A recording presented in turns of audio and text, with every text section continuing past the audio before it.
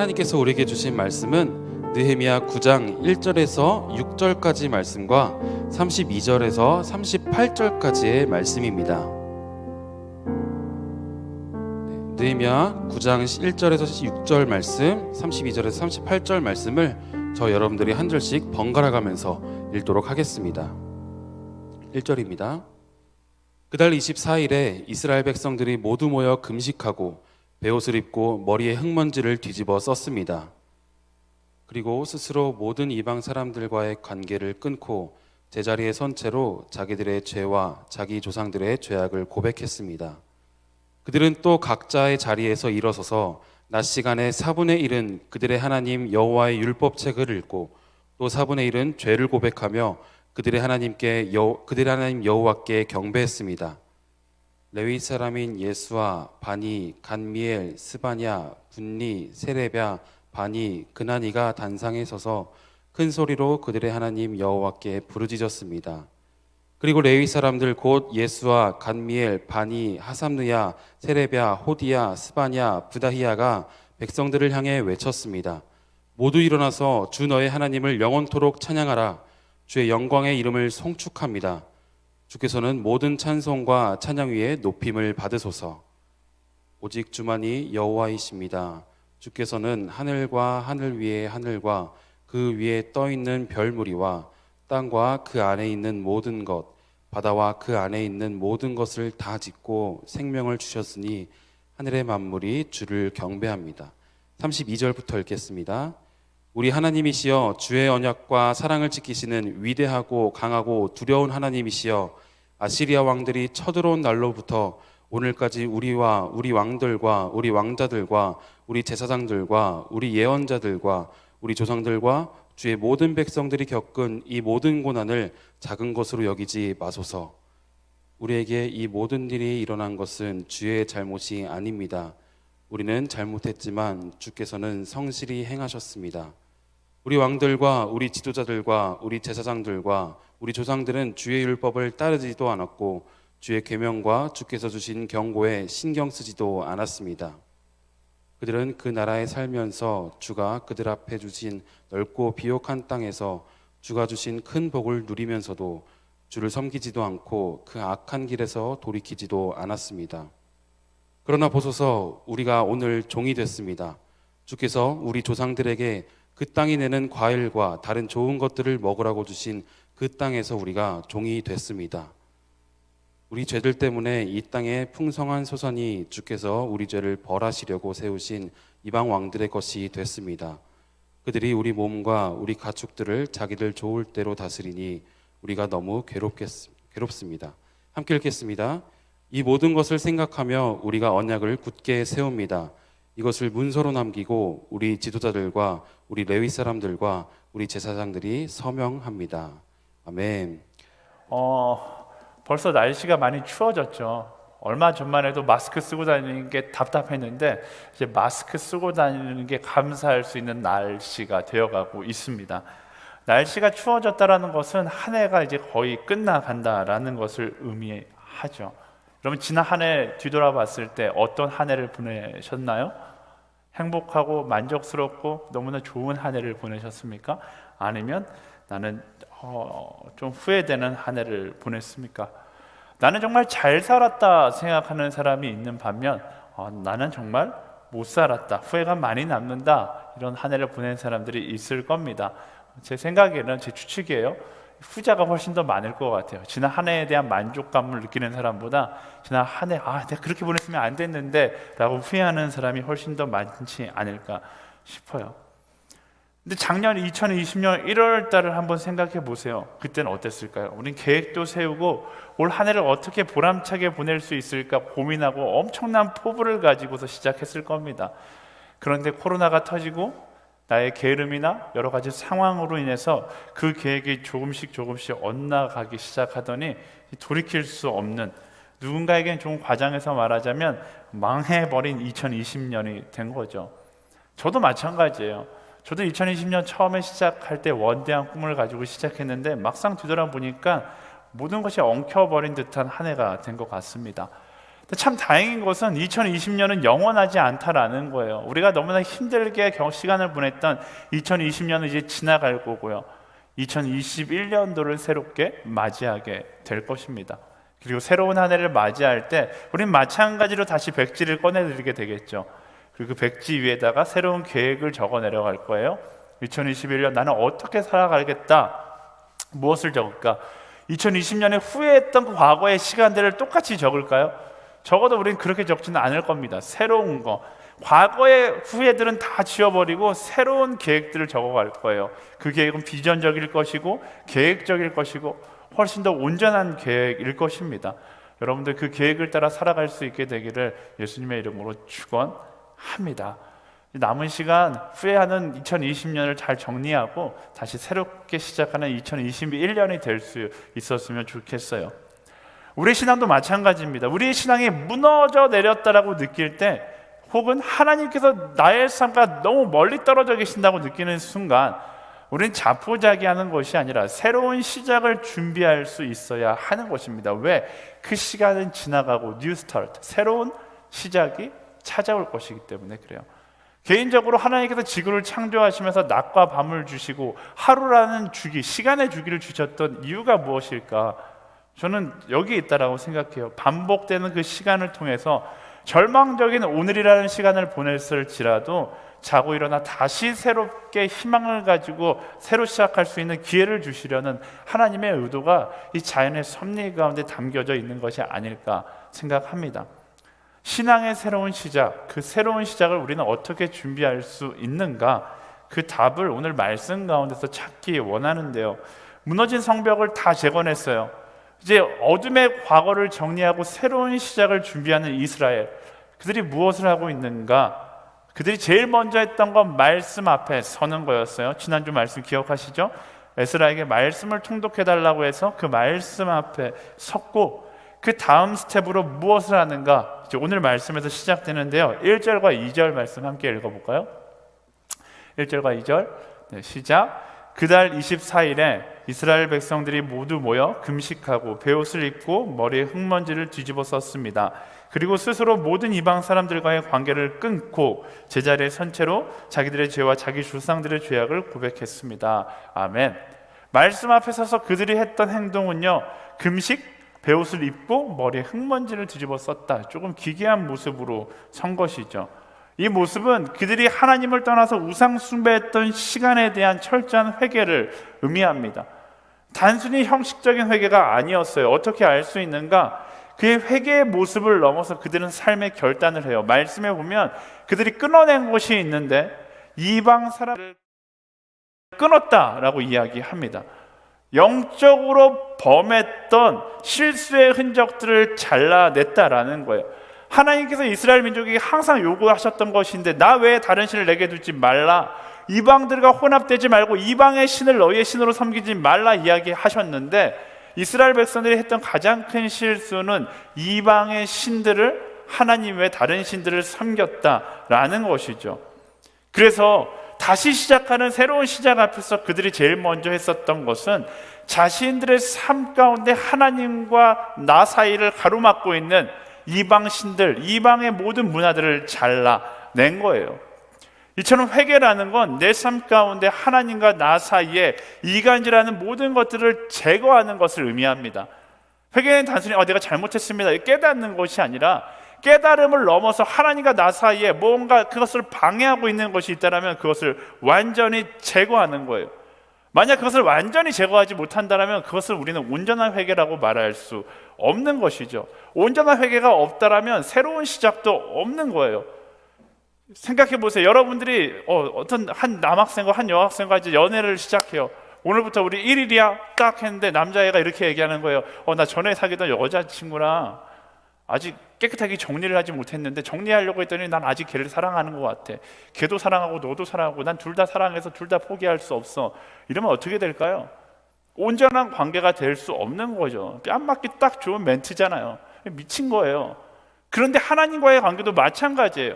하나님과의 그 관계 가운데 내가 온전히 하나님을 사랑하지 못하게 하는 다른 사랑이 있다라면 그것을 잘라내지 못하고 하나님, 난 하나님도 사랑하고 저것도 사랑해요, 하나님도 사랑하고 돈도 사랑해요, 하나님도 사랑하고 명예도 사랑해요 라고 이야기한다라면 온전한 관계, 새로운 시작이 될 수 없다라는 것입니다. 그리고 오히려 그 혼란 가운데 우리는 더 힘들고 괴로운 하루하루를 살 수밖에 없는 거예요. 그리스도인으로 살아가면서 가장 힘든 건 희생하는 삶이 아닙니다. 그리스도인으로 살아가면서 가장 힘든 건 세상을 향한 포기하지 못한 미련이 있을 때 가장 힘든 거예요. 세상의 것을 많이 가지면 행복할 것 같지만 오히려 세상에 한 발, 하나님께 한 발 주었을 때 그 갈등 가운데 우리는 고뇌하며 더 힘든 시간을 보내게 되는 것이죠.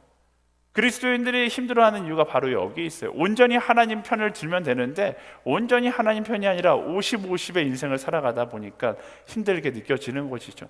세상 사람들은 전혀 안 힘들게 느껴져요. 안 힘들겠죠. 그 사람은 50-50의 인생이 아니라 이미 100의 인생이니까, 세상에 쾌락에 빠져있는 100의 인생이니까 힘들 게 없어요.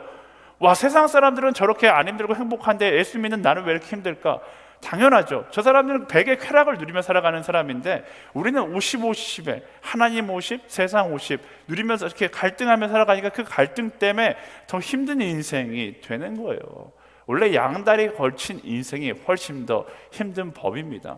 여러분 주변에 양다리 걸친 사람들 보세요. 인생이 피곤해요. 사랑을 많이 하니까 행복할 것 같죠. 두 사람의 사랑을 한 번에 받으니까 행복할 것 같잖아요. 행복이 아니라 피골이 상접하고 고뇌와 아픔과 항상 두려움에 가득 살아요. 어떤 두려움? 들킬까봐. 하나의 사랑에 만족하지 못하고 들킬까봐 두려워하며 살아가는 것이죠.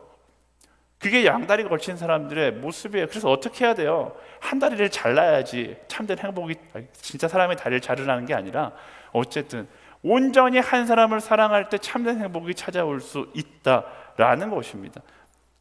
온전한 것, 이전 것은 지나갔으니 보라 새 것이 되었도다 말씀하시는 그 하나님의 말씀에 합당한 삶을 살아갈 때 참된 기쁨을 경험할 수 있는 거예요.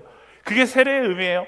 우리는 이제 장로교 세례 그 법칙에 따라서 우리가 간단하게 물만 뿌리면서 성부와 성자 성령의 이름으로 세례를 주노라 이렇게 세례를 주지만 예수님의 세례는 어땠어요? 강에서 세례를 주셨잖아요. 어떻게?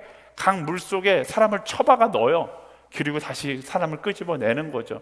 나중에 저희 그 허브대학부도 그럴 기회가 있으면 어느 날 야외 예배를 드린다. 근데 한강물은 너무 지저분해서 안 될 것 같고 좀 깨끗한 물에 간다면 그런 세례식을 해보면 좋을 것 같아요. 아마존에 가면 그런 세례식 많이 했는데 그냥 아주 처참하게 사람을 이제 머리를 부여잡고 물속에 넣었다가 느고서 외쳐요. 내가 성부와 성자 성령의 이름으로 세례를 주노라. 그리고 머리 털을 잡고 다 끄집어내요. 왜 그렇게 주는가? 물속에 들어가는 순간 세상의 모든 이전에 사랑했던 모든 것들을 다 그 물속에 놔두고 나는 하나님만 살아가는 온전한 사람으로 새롭게 태어나겠다라는 것을 의미하는 것이죠. 그게 하나님께서 우리에게 원하시는 거예요. 온전한 회개, 온전히 새롭게 시작하는 것. 하나님을 희미하게 만들고 하나님과 나 사이를 이간질하게 만드는 모든 마음들을 제거해 내기를 하나님께서 원하시고, 그리고 그것을 제거할 때 말씀이 이야기하는 참된 축복이 우리 삶 가운데 찾아오게 되는 것입니다. 무엇을 제거해야 돼요?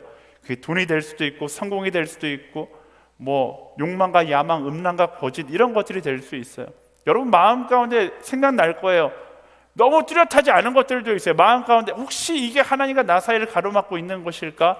네, 여러분들이 그렇게 혹시 생각한다면 바로 그게 하나님과 여러분의 사이를 가로막고 있는 제거해야 될 것이다 라는 사실을 우리는 기억해야 합니다. 화요성령 집회 때 제가 나누었는데 하나님께서 이 정도는 이해하실 거야 애매한 것들이 있어요. 근데 그건 뭐예요? 제거해야 할 것들입니다. 많은 대학생들이 애매한 것들에 서서 질문합니다.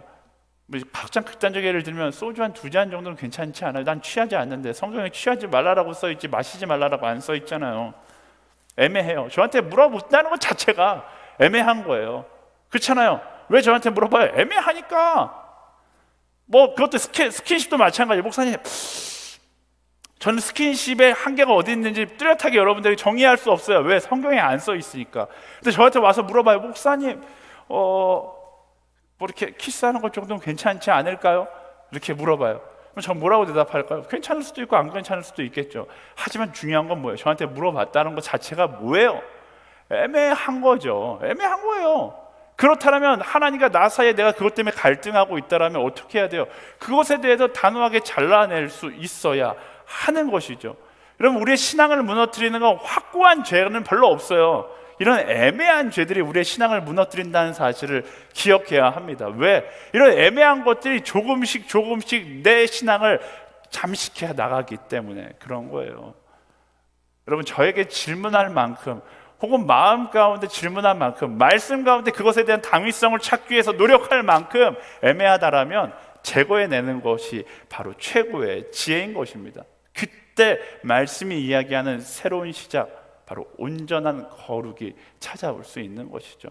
뉴스타트, 새로운 시작은 언제나 온전한 거룩으로부터 시작된다는 사실을 기억해야 하는 것입니다. 그렇게 하나님께서 기뻐하시지 않는 이방과의 관계를 끊자 이스라엘 민족 가운데 놀라운 변화가 일어나기 시작합니다. 그들의 예배의 퀄리티가 달라지기 시작해요. 이전에 예배 가운데 볼 수 없었던 감동과 기쁨이 그들의 예배 가운데 넘쳐나기 시작합니다. 왜인가?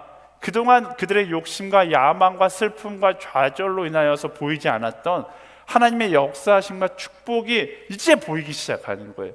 이전에도 하나님의 축복은 있었지만 그것을 보지 못하고 있었는데 오히려 애매한 모든 것들을 제거하고 나니까 하나님의 축복이 나에게 항상 내려오고 있었네? 라는 사실을 깨닫게 되는 거죠. 5절과 6절 말씀 함께 읽어볼까요? 시작. 그리고 레위 사람들 곧 예수와 감미엘, 바니, 하삼니아, 세레비아, 호디아, 스바냐, 부다히아가 백성들을 향해 외쳤습니다. 모두 일어나서 주 너희 하나님을 영원토록 찬양하라. 주의 영광의 이름을 송축합니다. 주께서는 모든 찬송과 찬양 위에 높임을 받으소서. 오직 주만이 여호와이십니다. 주께서는 하늘과 하늘 위에 하늘과 그 위에 떠 있는 별 무리와 땅과 그 안에 있는 모든 것, 바다와 그 안에 있는 모든 것을 다 짓고 생명을 주셨으니 하늘이 만물의 주를 경배합니다. 아멘. 그렇잖아요. 이전까지는 자신이 경험했던 아픔과 슬픔과 절망과 두려움에 대해서 강구하는 노래를 불렀더라면 그들이 애매한 것들을 제거하고 나니까 위대하신 하나님의 역사, 하나님을 찬양하는 고백과 선포가 터져나오기 시작합니다. 이들의 고백이 변했던 이유는 하나예요. 회개함을 통하여서 그동안 보지 못했던 하나님의 위대하심을 보기 시작한 것이죠. 하나님 왜 내 삶 가운데 역사하지 않으세요? 하나님께서 역사하지 않으실까요? 충분히 역사하고 계시죠. 여러분이 지금 살아있다는 것 자체가 하나님께서 역사하시는 거예요. 과학적으로 여러분들이 살아있을 수 있는 가능성이 얼마나 될까요? 여러분이라는 존재가 존재할 수 있는 가능성이 얼마나 될까요? 이건 과학적으로 경우의 수로 만들 수가, 경분의 1, 조분의 1, 그렇잖아요. 그런데 우리가 지금 살아서 이성을 가지고 예배하며 이 자리에 앉아 있어요. 태양이 존재하고 수많은 자연이 있고 이 모든 것들이 하나님의 위대하심인데 이전에 나의 욕심과 애매함 가운데 있을 때는 이 모든 것들을 향한 시선이 없다가 애매한 것들을 제거하고 나니까 그 모든 것들이 하나님의 은혜라는 사실을 바라볼 수 있게 되는 것이죠. 소망의 내일이 나의 애매한 것들을 제거하고 회개하고 새로운 시작을 선포할 때 찾아오기 시작하는 거예요. 한번 저를 따라해서 고백해 보시겠어요? 거룩한 만큼, 좀 크게 좀 따라해 주세요. 거룩한 만큼 하나님의 은혜도 누린다. 거룩한 만큼 하나님의 은혜도 누릴 수 있는 거예요. 사람들이 자주 하는 말 중에 내일이 보이지 않는다라는 말을 합니다. 왜 내일이 보이지 않는가? 나의 좁은 시선으로 바라보니까 내일이 보이지 않는 거예요. 나의 힘으로 나의 능력으로 내일을 만들어갈 생각을 하니까 내일이 보이지 않는 거죠. 그래서 아이러니하게 가장 교만한 사람이 가장 두려운 인생을 살아가게 되는 거예요. 나의 교만을 잘라내고 온전히 하나님을 향한 믿음의 시선을 갖게 되면 그때부터 하나님의 계획을 기대하며 살아갈 수 있게 되는 것이죠. 아담과 하와가 처음 에덴 동산에 딱 살기 시작했을 때 그들에게 걱정이 있었을까요? 두려움이 있었을까요? 걱정과 두려움이 그들에게 없었어요. 근데 언제 걱정과 두려움이 찾아오기 시작해요? 내일을 내가 만들어 가겠다라는 교만함이 그들 가운데 찾아올 때에, 나의 힘을 의지하면서 살아가겠다라는 그 교만함이 그들에게 찾아왔을 때 그 교만으로 거룩을 잃어버리자 두려움이 몰려오기 시작했던 것입니다. 어쩌면 오늘을 살아가면서 느끼고 있는 그 두려움이 아담과 하와가 거룩을 잃어버렸을 때 느꼈던 두려움과 동일할 거예요. 거룩을 잃어버린 채 하나님을 의지하지 못하고 나의 힘을 의지하며 살아가다 보니까 여전히 두려운 삶을 살아가게 되는 것이죠. 회개함으로 우리의 거룩을 회복할 때 에덴 동산에서 누렸던 처음에 그 기쁨이 회복될 수 있는 것입니다. 이스라엘의 모습처럼 두려움의 시간이 기쁨의 축제의 시간으로 변화되는 것을 경험하게 되는 거예요. 정확하게 말하면 두려움으로 가려있던 기쁨의 시간을 발견하게 되는 것이죠. 언제? 모든 애매한 것들을 제거하고 회개하고 하나님 앞에서 새로운 시작을 선포할 때 그 기쁨이 보이기 시작하는 것입니다. 여러분 인생 가운데 두려우십니까? 두렵다라는 것은 내 인생의 헛된 교만의 생각을 내려놔야 될 타이밍이다 라는 것을 의미합니다. 그러면요, 요한복음 15장 7절 말씀, 만일 너희가 내 안에 있고 내 말이 너희 안에 있으면 너희가 원하는 것이 무엇이든지 구하라. 그러면 그대로 이루어질 것이다. 이 말씀이 실제가 되는 거예요. 우리가 두려워하는 이유, 내가 구하는 것이 안 이루어질까 봐 두려워하는 거잖아요. 말씀은 뭐라고 이야기합니까? 내가 하나님 안에 거하고 하나님이 내 안에 거하면 내가 구하는 모든 것이 이루어진다. 이 말은 즉슨 내가 구하는 모든 것, 하나님 남자친구 생기게 해주세요 짠 하면 남자친구 생기고 이런 말이 아니에요. 하나님 안에 내가 거하고 내가 하나님의 안에 거하면 내가 구하는 모든 것이 하나님께서 기뻐하는 것이 된다라고 이야기하는 것이죠. 하나님의 뜻이 나의 생각이 되고 예수님의 마음이 나의 성품이 되는 그 놀라움을 경험하게 된다라는 것입니다. 그렇게 작은 예수로 새롭게 시작할 수 있는, 하나님과 동행하는 평안과 기쁨을 누리는 그런 그리스도인들이 될 수 있게 되기를 예수님의 이름으로 축원합니다. 아멘. 2021년까지 기다릴 필요도 없어요. 오늘 그렇게 결단하는 거예요. 나의 애매한 것을 제거하고 새롭게 거룩한 시작을 결단하며 나아갈 때, 저 문 밖을 향해 나아갈 때 내 인생 가운데 두려움이 아니라 기대감이 차오르기 시작하는 것입니다. 새로운 시작은 이처럼 언제나 행복하고 우리를 설레게 하죠. 하지만 마냥 이 새로운 시작을 좋아해서만은 안 돼요. 왜? 이것보다 더 중요한 것이, 여러분 다 알아요. 새로운 시작을 하는 것보다 더 중요한 건 그 시작을 유지하는 것이 훨씬 더 중요한 것이죠. 놀라운 사실은요, 새로운 시작이 없었던 역사는 없었다라는 거죠. 하루가 지나면 새로운 하루가 있고 1년이 지나면 새로운 한 해가 있었는데 역사 속에서 언제나 새로운 시작은 있었어요. 다만 그 새로운 시작의 기쁨을 오랫동안 간직하지 못하고 유지하지 못하고 세상에 빼앗기고 다시 되찾고 빼앗기고 되찾고를 반복했다라는 것이죠. 이스라엘도 마찬가지예요.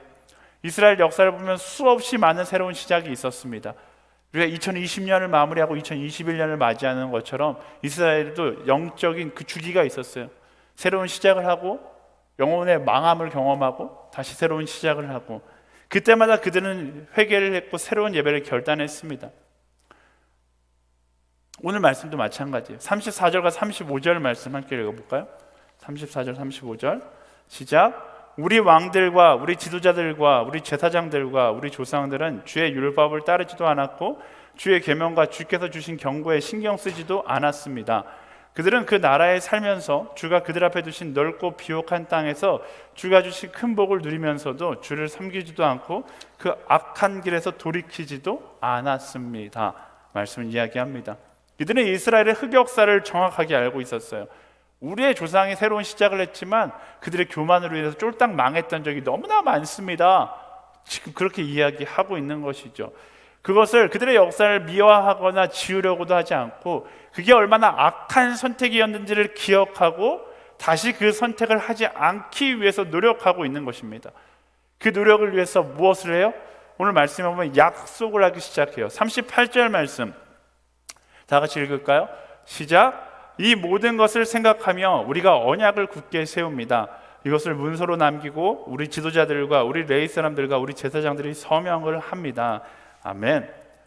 하나님을 잃어버린 채 방황하는 것이 얼마나 어리석은 것인지를 기억하면서 이들은 언약을 더욱 굳게 세웁니다.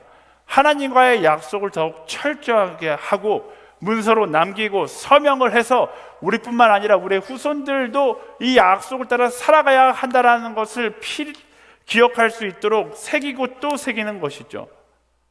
우리도 마찬가지예요. 우리의 삶 가운데 하나님의 은혜를 날마다 기억하지 않으면 우리는 이전과 똑같은 실수를 할 수밖에 없어요. 반복되는 후회의 시간을 써내려가게 될 것입니다. 우리의 인생을 반복하는 실수하는 인생의 한 조각으로 만들 것인가, 아니면 하나님의 계획하심을 따라 살아가는 한 사람의 인생이 될 것인가, 그것은 얼마나 우리가 거룩의 자리를 놓치지 않고 지키느냐에 달려 있는 것입니다. 그래서 우리는 뭐 해야 돼요? 이스라엘 백성이 했던 것처럼 약속해야 돼요. 하나님과 약속하고 그 약속을 지키기 위하여 몸부림치는 인생이 되어야 하는 것입니다. 그게 참된 신앙이에요. 예배의 약속을 해야 하고요, 선교의 약속을 해야 하고요, 거룩을 지키기 위해서 약속해야 하고, 음란함을 멀리할 것을 약속해야 하고, 게으름을 이길 것을 약속해야 하는 거예요. 우리가 약속을 정해놓고 예배를 드리는 이유, 우리가 약속을 정해놓고 아울리치를 가는 이유, 우리가 약속을 정해놓고 하나님께서 기뻐하시는 것을 안 하겠다고 선포하는 이유가 여기에 있어요.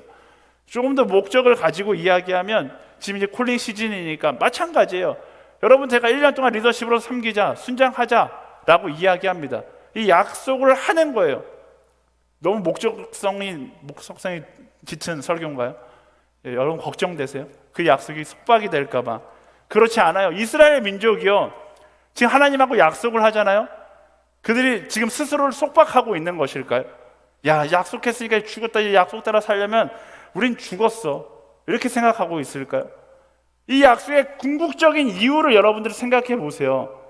이 약속을 왜 하고 있는 거예요? 언약을 왜 맺고 있습니까? 그들이 살기 위해서 언약을 맺고 있는 거예요. 하나님과의 약속하라는 거, 하나님과의 약속, 하나님을 위해서 하는 걸까요? 이 약속의 이유가 하나님께 있을까요? 아니요. 자기들이 살기 위해서 하나님과 약속하고 있는 거예요. 우리 예배의 약속, 교회가 잘 되기 위해서 예배의 약속을 하는 걸까요? 아니요. 여러분이, 우리가 살기 위해서 예배의 시간을 약속하는 거예요. 선교의 약속, 누가 잘 살기 위해서, 누구를 위해서? 아니, 나를 위해서 선교의 약속을 하고 있는 거예요. 하나님과 하는 오늘의 약속이 결국 나를 살리는 것임을 우리는 기억해야 하는 것입니다.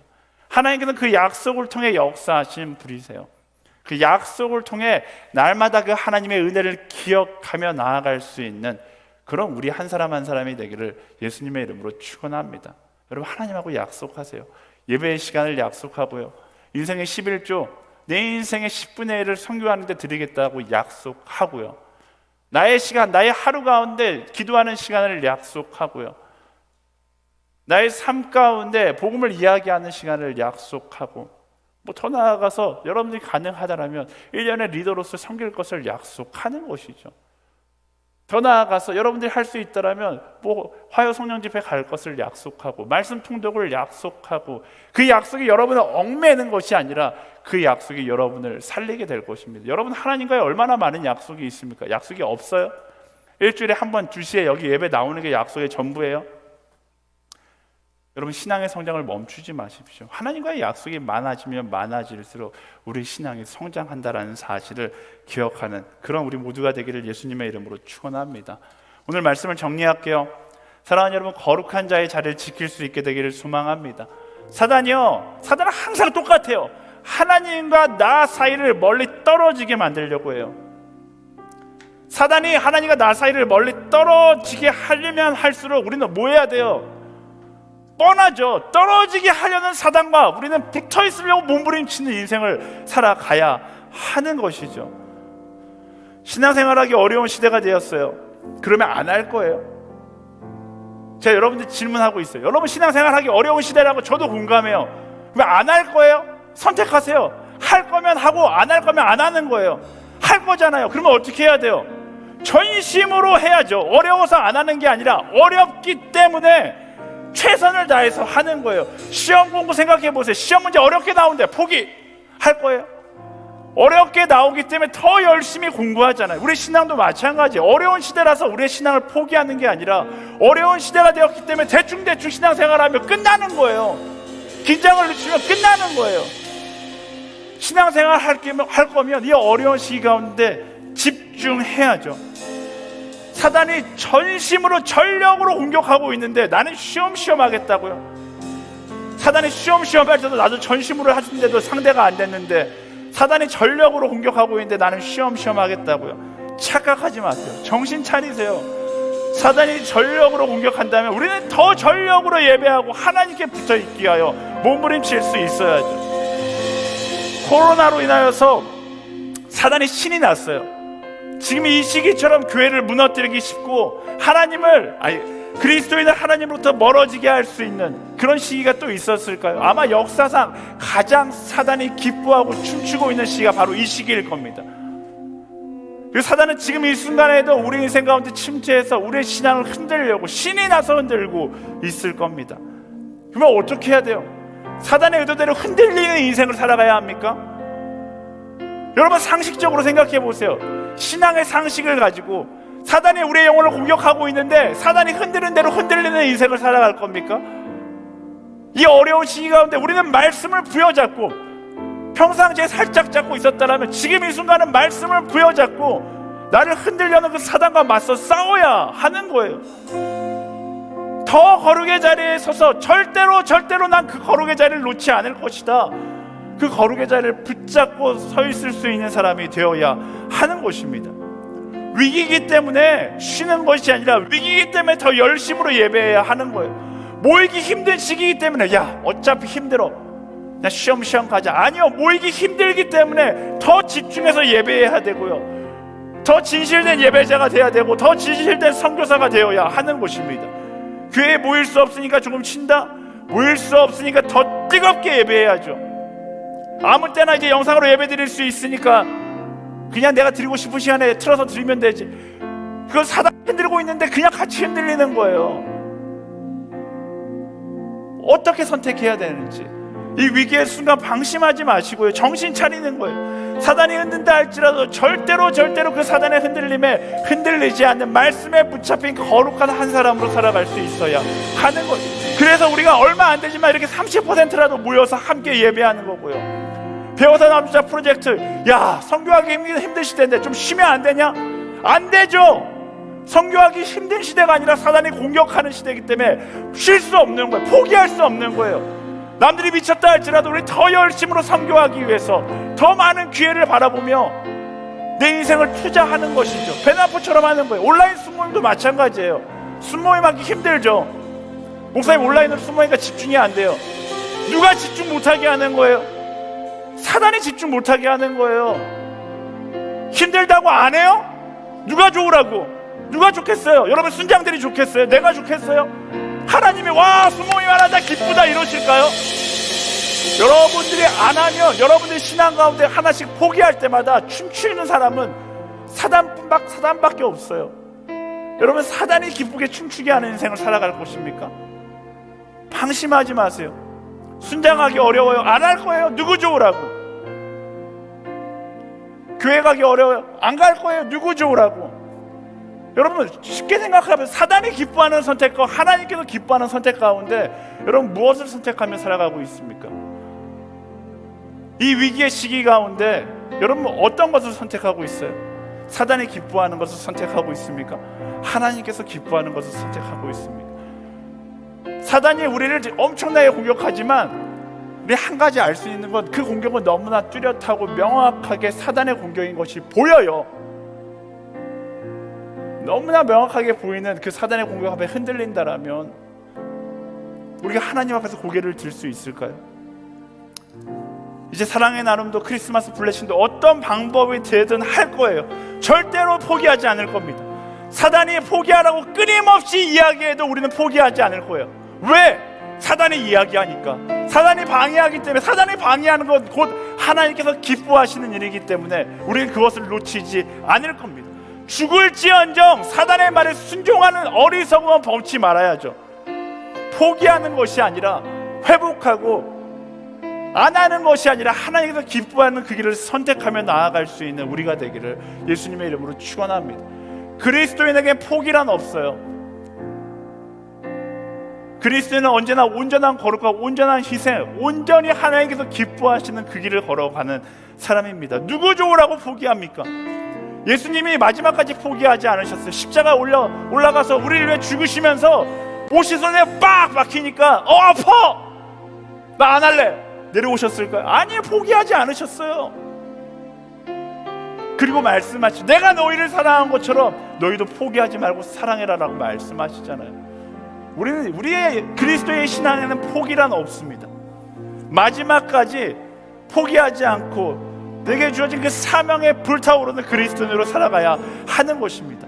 그렇게 불타오르는 허브대학교, 마지막까지 포기하지 않는 예수님을 닮은 그리스도인으로 살아가게 되기를 예수님의 이름으로 축복합니다. 예수님 닮은 한 사람이 누릴 수 있는 기쁨, 그 기쁨이 우리 삶 가운데 있어야 하는 거예요. 예수님 닮은 한 사람, 그런 우리 모두가 되기를 간절히 축복합니다. 불타오르는 거예요. 사단이 공격하면 공격할수록 우리는 더 뜨겁게 불타오르는 겁니다. 기독교 역사 가운데 교회가 살아남을 수 있었던 건 사단의 공격 앞에 더 뜨겁게 불타올랐기 때문에 그래요.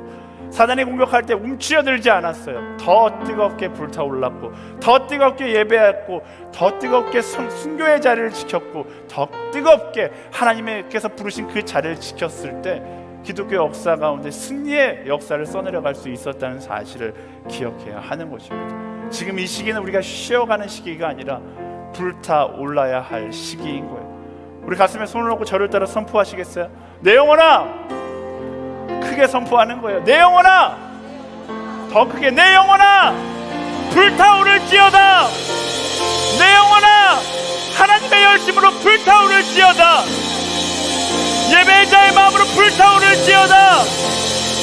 선교사의 마음으로 불타오를지어다! 불타오르는 그리스도의 심장을 가지고 살아가는 한 사람으로 주님 살아가게 하여 주시옵소서. 우리 주여 한번 외쳐 기도하겠습니다. 주여!